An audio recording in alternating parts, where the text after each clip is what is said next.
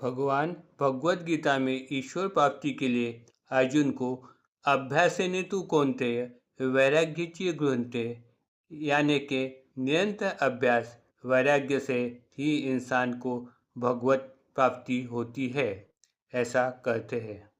लेकिन वैराग्य इंसान के अनेक जन्मों का पुण्य संचय हो तो ही प्राप्त होता है और अभ्यास के लिए उसे सद्गुरु की शरण में जाना पड़ता है। श्रीमद् शंकराचार्य के एक श्लोक में यह कहा गया है, त्रयमेव दुर्लभ सत एतम देवानुग्रह हेतुम मनुष्यत्व मुमुक्षत्व महापुरुषश्रय, यानी कि इंसान को तीन दुर्लभ चीज़ें केवल ईश्वरी कृपा से प्राप्त होती है, वह मनुष्य जन्म, मुमुक्षत्व और महापुरुष आश्रय।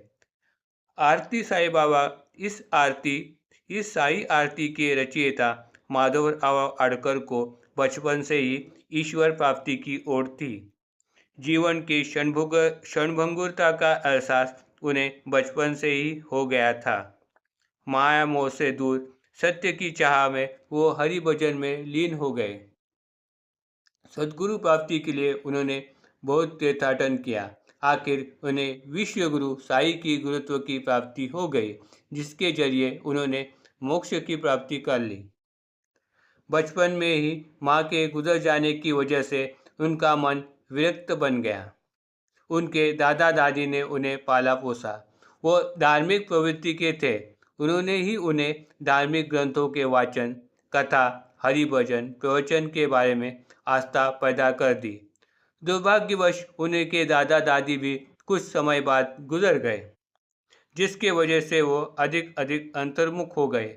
सत्य और शाश्वत सुख की चाह की तरफ उनका रुझान बढ़ गया।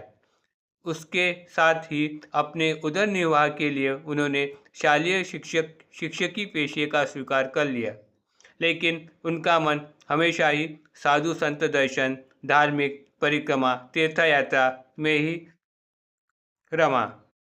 जब तीर्थयात्रा का विचार उनके मन में आता था, तब वह छुट्टी की परवाह न करते हुए कभी नौकरी का त्याग करके निकल जाते थे।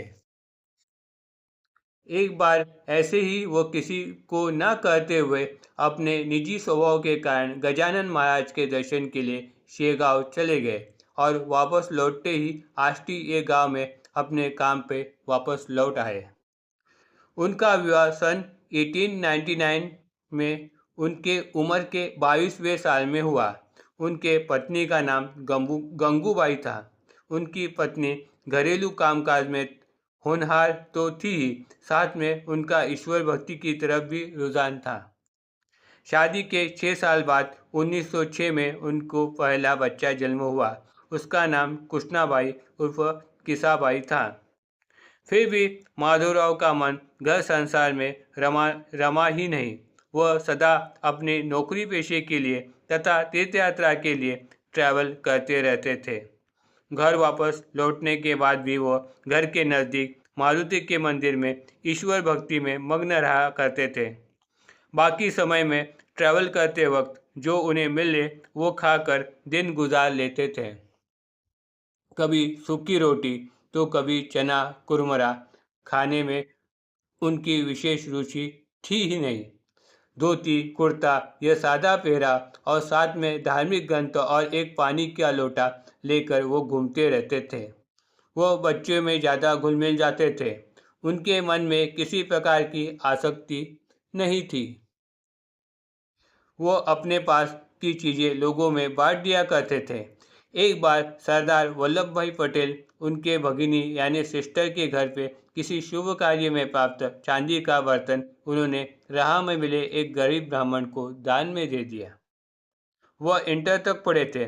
उनका उर्दू, फारसी तथा संस्कृत का अध्ययन था।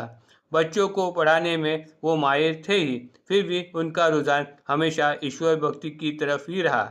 इस वजह से वो सदा घूमते रहते थे। घूमते घूमते उन्होंने काशी, मथुरा जैसे धार्मिक स्थलों की यात्रा की। ऐसा था उनका निजी तथा धार्मिक जीवन। Om Sai Ram. Please like and subscribe my channel.